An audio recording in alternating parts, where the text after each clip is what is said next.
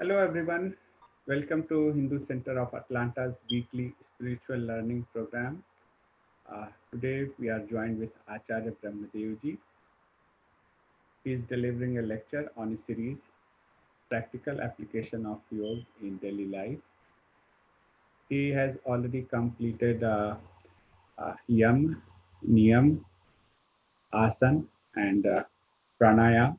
He will summarize about the pranayam today, and we'll go towards the pratyahar. Acharya Brahmadevji has an inclusive educational background in science, banking, University of Mauritius, management, ABE, UK, and Darsanacharya, Vedic philosophy, Darshan Yoga Mahavidyalaya, Gujarat, India. He has a diverse career in financial services industry and at Arya Sabha Mauritius. He has been a key resource person for Arya Sabha Mauritius on the universal Vedic values, yoga and meditation, and on interfaith and intercultural dialogue at various national and international forums. The Mauritius Council of Religions, Arya Pratinidhi Sabha America, Greater Atlanta Vedic Temple, and Hindu Center of Atlanta. He is author of numerous insightful articles on Vedic philosophy and contemporary issues in English and French. Over to Acharyaji. Namaste, everybody. Let's sit down straight, bring the focus, throw deep inhale and exhale, and after that, chant Om and Gayatri Mantra.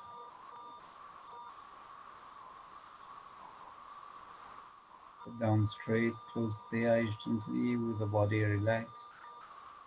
Deep inhale and exhaling, chanting Om.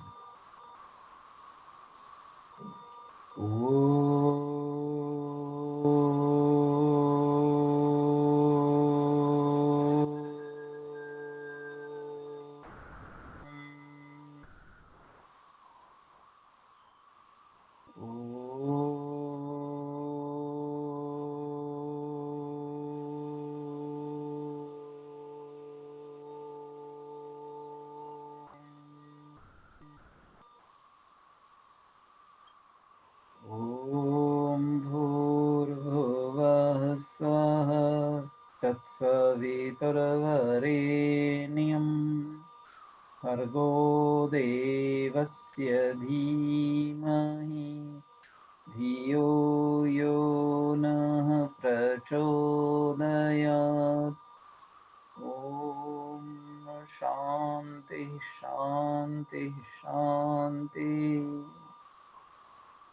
So welcome everybody. We had seen yoga starting from yama niyama, the do's and don'ts, or self-discipline and social discipline. Then asana, about posture, and Maharishi Patanjali takes posture as Sthira Sukham Asanam, and that's a posture to be taken where we can be comfortable for a long time. That's the ideal of meditation.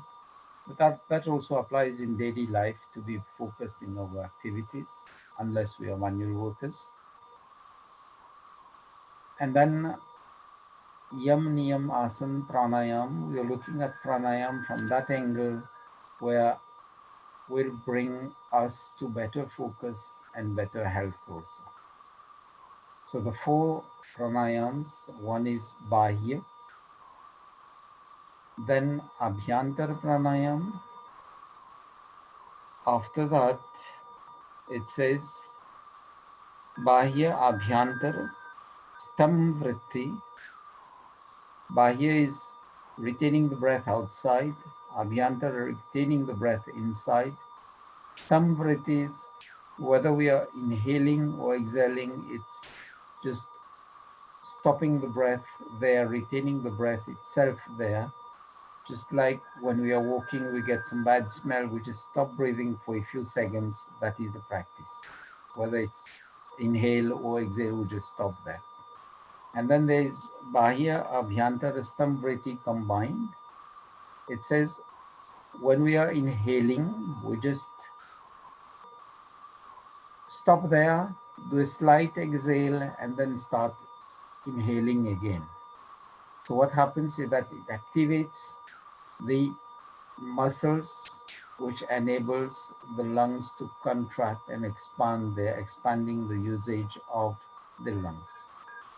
And we should remember that pranayam, why it helps in the enlightening of the intellect, as well as it has the other physical effects on the body, like pushing oxygen to various parts of the body, or doing the pump suction, removing the air pockets, especially in the joints, while we are retaining the breath outside.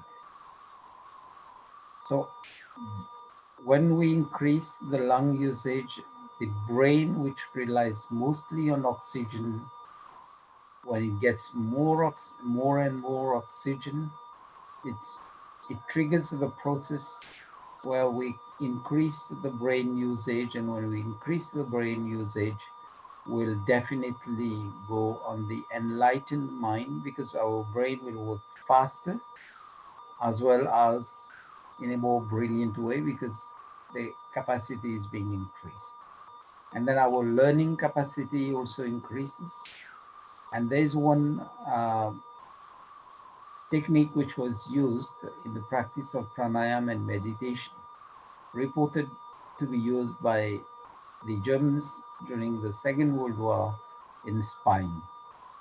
People went to other offices spying over documents, so they just turned out the pages, get the photographic memory, and then went back into meditation and reinterpreted those things.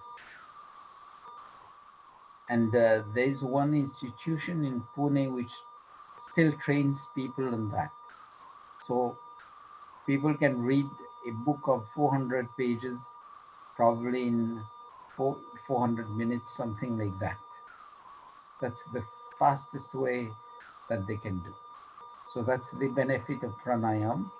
And pranayam, the Sutra of Maharishi Patanjali describing the benefits is Tata Kshiyate Prakash Varanam. So it's Tata Kshiyate Prakasha Avaranam.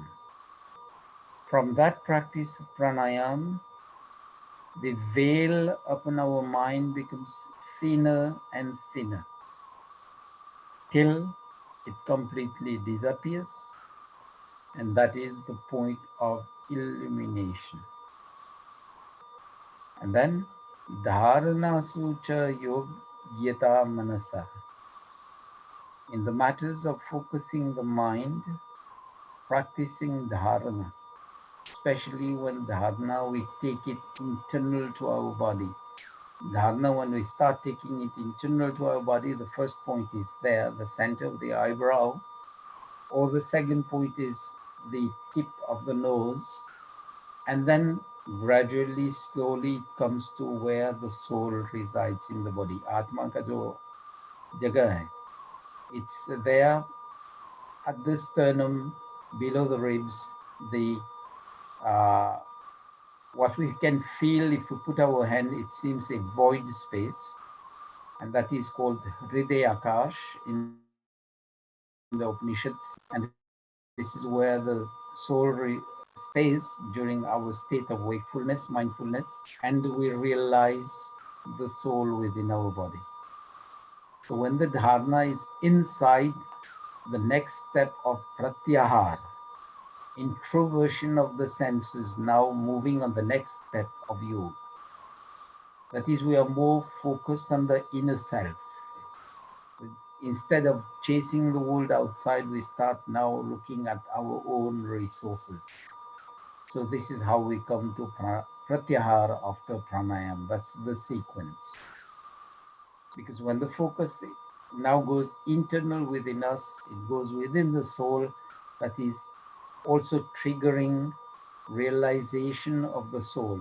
Realization of the soul, it's self-realization. So once we cross the step of self-realization, the next step of realizing Prakriti, matter, as being totally useful till we are in this body, and beyond that, it's now the last step of God realization, Ishwar realization. So, Pratyahara, the fifth limb of yoga. It says, the sutra, Swavishaya samprayoge chittasya swarupanukara indriyanam pratyahara. Swa, our own, Vishaya, object, asamprayoge, disconnection, chittasya, the mind, swarupa, own form, nature, anukaraha, imitating, evil like, indriyanam, the sense instruments, that is, taste, smell, sight, touch. So these five senses operated through the mouth, the nose, the eyes, the ears, and the skin.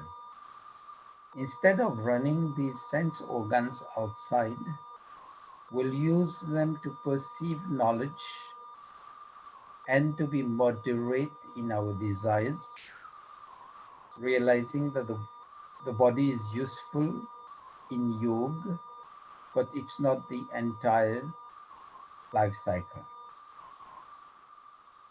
So when we go into that, then we realize pratyahara, the withdrawal of the senses from external objects. And that is one crucial point in the next step to meditation. And we'll be better focused because after pratyahara then comes dharana, dhyan, and samadhi. So pratyahara, I just give one example of common day-to-day life. If we inculcate that spirit in children, so when we tell them, look, you have a timetable, and during this timetable, this is the time slot for you to spend in your studies. So those children get totally disconnected with whatever they like to do. And for that particular point in time, they are focused within what they need to do. Like studies, they just get disconnected to the screen. Even if they are studying on the computer, for them, the computer is only a tool. They won't just shift the screen, go to games, and when you are there, they just come back to the screen for learning. These things will stop. Like when we are having food, what will happen is that even if the TV is playing before us, we totally get disconnected with the TV which is playing live in front of us. Our focus now is now food. And what happens today is generally the screens, TV, mobile, and other things, they have invaded our lives. And that even when we are having food, mobile is continuing going, so we don't focus on our food, and we don't know even the taste of the food we are eating, because it's just time to eat and we are eating. So the impact of the food within our body also is reduced, because food has the three properties: sattvic, tamasic, and rajasic. So even the best of sattvic food, with the effect of the screen, whatever we are looking, whatever we are following, especially the news with the troubles that are there in the world. So our mind get engrossed in external things. And now this is where even the best of foods doesn't serve our body as it should have been. And that pratyahara is good in whatever activities we are involved in, because once we get disconnected with other things, we are only involved in what we are doing, we'll learn the state of being mindful. So the word mindfulness, which we are listening to, we are learning to from various quarters in the world, Without pratyahar, it's difficult to achieve that. Because mindfulness gives you that you should be focused in what you are doing until you don't develop the capacity to get disconnected to the external world and be connected to what you are doing. That is the point. And it's easy to see. It's like when we are engaged in scrolling on our mobile, on our computer, or looking at the TV, we are totally disconnected with other things in life. So we are already practicing pratyahar, but then let's use it effectively and efficiently to be a better person in our lives and to be a better person in whatever we do in life. It's a question of only shifting the practice to be more efficient in life. That's why I chose the title of the practical applications of yoga in day-to-day life. Now, probably when we come down to that, we'll see how it gets into making us a better worker, a better parent, or a better child, better learner in whatever we do. And one gentleman has given that a very nice explanation. When the mind does not contemplate on the objects of the senses, the sense organs imitate the mind by ceasing to perceive those objects. And the example is clear. Just as bees follow the queen bee wherever she goes, the senses will follow the mind, and the mind is directed by the soul. This phenomenon is called swarming. We often find that when a new queen develops in a hive, two queens can't stay in one hive. So one moves away, and there's a colony of bees which moves along. And at times it becomes that the one queen in the hive just leaves the hive to go to another place. And that is the swarming effect, because all the other bees just follow and they create a new hive somewhere else. And this is how people doing beekeeping, apiculture, they just increase the number of hives, because it comes a time when the queen bee, the eggs that are laid, another queen develops, and that queen will take probably thousands of the bees which are in the hives, will take part of them and do the swarming effect and takes it to another level and develop another hive. So that's the same way the senses will follow the instructions of the mind, and the mind will follow the instructions given to by the soul. Hence, our reference in yoga philosophy is the soul is the master of this body. According to the Upanishads also, the soul is the master of the body, the mind is the driver, and the senses are the instruments within the vehicle that leads you to the destination. So being the owner, you have a driver with your car. The driver will have to follow your instructions as the owner. And the other parts like the wheel, the steering wheel, the clutch, the brakes, etc. will follow the instructions, all the maneuvers done by the driver. It's the same thing that happens in pranayama, in pratyahara, sorry. So that's where we go into the introversion of the senses. I just hope that was a practical way of showing the benefits of pratyahara. And then that person putting the swarming, it says, when the queen bee shifts to make another hive during the swarming effect, wherever she settles, the other bees settle in there. So when the mind is still,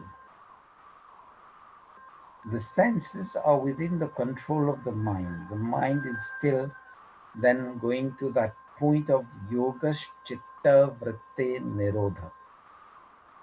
Yoga is the cessation of the mental activities or the fluctuating activities of the mind.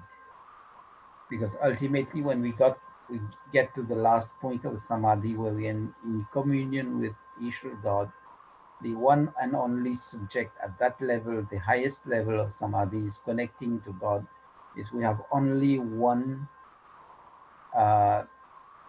item on which the mind is working. And if we can apply that, the mind working on only one item at one point in time, whether we are cooking food, whether we're cleaning the house, whether we are doing arts like painting, whether we are driving on the road, whether children are studying, it's always being more productive, because we'll be able to do better work and a higher volume of the work within a shorter span of time. That's the real practical application of pratyahara. Prati means backwards, and the senses, instead of going outside, will go inside. We have the supreme control of the senses, and the Upanishad says, it's Kathopanishad, Atmanam Rathinam Vidhi, Shariram Rathamevatu, Buddhim tu Sarathi, Vidhi Manah Praghamevacha, Indriyani Hayanahur Vishayansteshu Gocharan, Atmindriya Manoyuktam Bhuktahur Manishina. Know the soul is the owner, the chariot is the body, the charioteer, the driver, is the intellect, the mind, and the man, that is the center of the emotion and the mind, form the reins, and the horses are the senses. It gives this picture. That is clear. And this is also seen, this picture, in the Bhagavad Gita. Especially when we find the common pictures with the shlok yada yada hi dharmasya, it shows Krishna as the charioteer. Arjun is like the soul, giving the commands, but then Arjun is surrendered to Krishna because Krishna has more spiritual enlightenment. And Krishna gives him the knowledge, then Arjun decides what to do, and Arjun gives the orders to Krishna accordingly. When he's ready to fight, then he gives the instructions, and Krishna just follows the instructions, drive the horses to where it should be. And this is what we need to do. I think you have the same picture behind you, Dhananjay. Yeah. So that is where we can say, we can connect yoga also to the Bhagavad Gita. And when we refer to yoga within the Bhagavad Gita, we should realize that jnana, karma, and bhakti, which are generally described as jnana yoga, karma yoga, and bhakti yoga, are not free, separate paths to that point. They are integrated paths, like the steps we take to reach the first level in our house. If we say the first step, second step, and third step are three different things, or the flight of the staircases are three different things, no, it's integrated within the staircase. And I was reading that part yesterday, especially when it describes how the integration is there. It goes also back to the Vedic philosophy. But it says Dhyan, Karma, Upasana, Bhakti, and Vijyan. And the word Vijyan comes, I think, some 10 times within that chapter. Vijyan comes with the integration of Dhyan, that is knowledge, Karma, actions, Bhakti, devotion, and that combination is called Vijyan, science. Because when we integrate the three together, we'll take a shorter lapse of time and will be more focused to reach our destination, our goals. And this is what prompted Arjun to be very sharp in the battlefield. And this is the outcome of the Gita. Arjun's senses were running on. These people in front of me in the other army are my elderly. Bhishma Pitamaha and the others, Dronacharya, Kripacharya were the gurus, and the others were cousins or nephews. How come I can't kill them just because of the crown?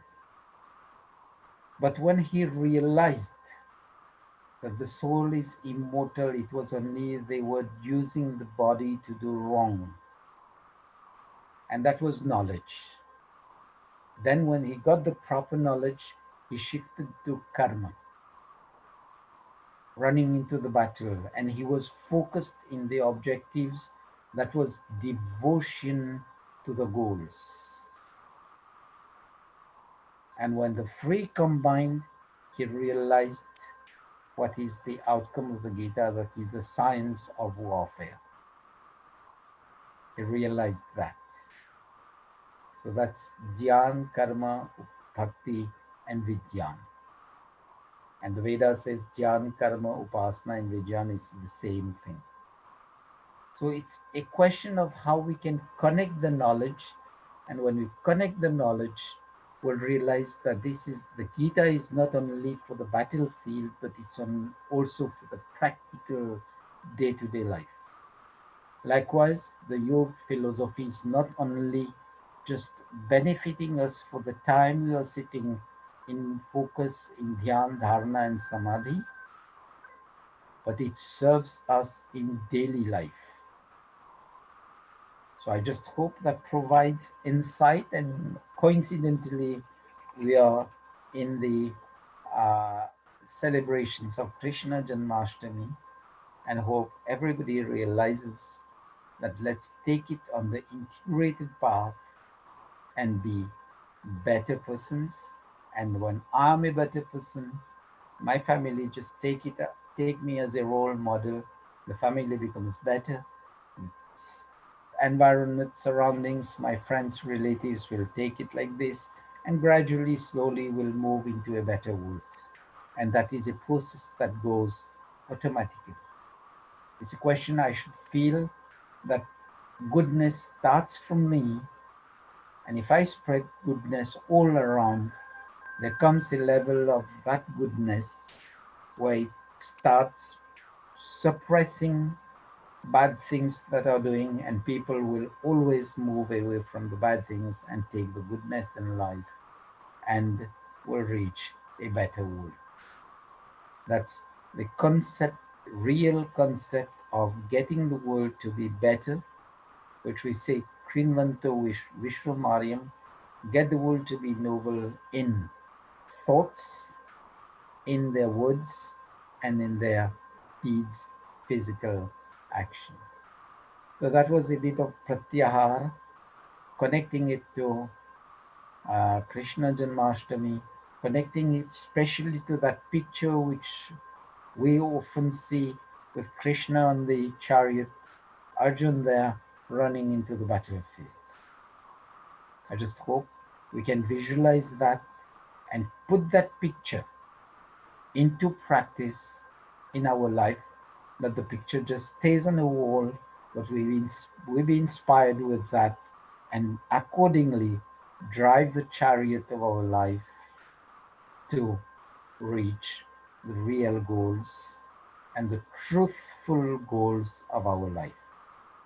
As we say, Satya Santu Yajamanasya Kamaha, our goals be truthful. Then Purnaha Santu will reach our goals, the truthful goals will reach the final of it. Then Safala Santu will get 100% success with 100% dedication, devotion, and action to that goal. So that's for today. Next time we'll be looking into Kriya Yoga, which is Dharana, Dhyan, and Samadhi, which comes to also the Antarang part, the in where we now delve more and more within the inner self. So till next time, thank you. And if any questions, I'll take that, please. That pratyahar is when Arjun Arjun's story where he hits on the eye of the fish. Is that means extreme, very uh, means very yogic kriya of the Arjun? Is that Yeah, correct? yeah, that's correct. Totally correct. Because at that time, he didn't see the water. He didn't see the container with the recipient with the water there. He didn't even see the water. He didn't even see the reflection of that pool with the fish there.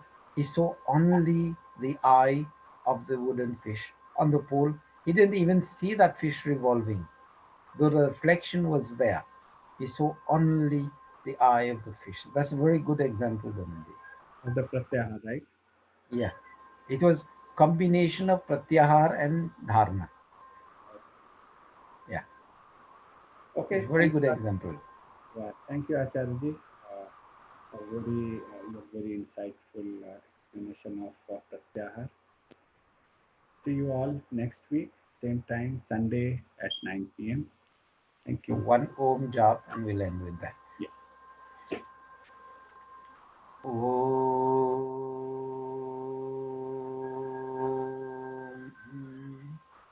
Namaste, everybody. Next week.